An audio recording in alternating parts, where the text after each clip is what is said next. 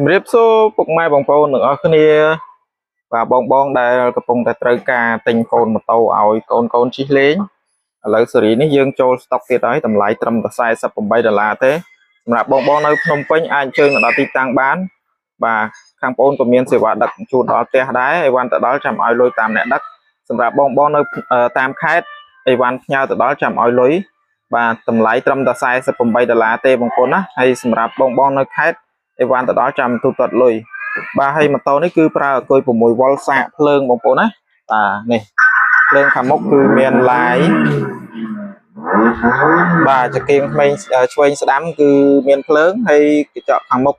បាទចង្គៀងខាងមុខគឺមានភ្លើង LED ជាមួយនឹងភ្លើងផ្កាបាទ LED ផងដែរសម្រាប់កង់វិញគឺកង់ក្រាស់ធន់បាទមាំជាប់បានយូរបងប្អូនណាម៉ូតូនេះគឺជិះក្មេង1ឆ្នាំរហូតដល់6ឆ្នាំជិះបានបាទនេះគឺកន្លែងបើកបិទបាទនេះគឺបញ្ជាទៅមុខទៅក្រោយហើយកន្លែងនេះគឺកន្លែងចុចចម្រៀងបងប្អូនណាហើយផ្នែកខាងនេះគឺជន់គាហើយកន្លែងសាកថ្មគឺនៅខាងក្រៅបងប្អូនណារុននេះបាទរុនសាកនេះបាទតម្លៃវិញត្រឹមតែ$48ទេបាទស្អាតខ្លាំងមែនតើ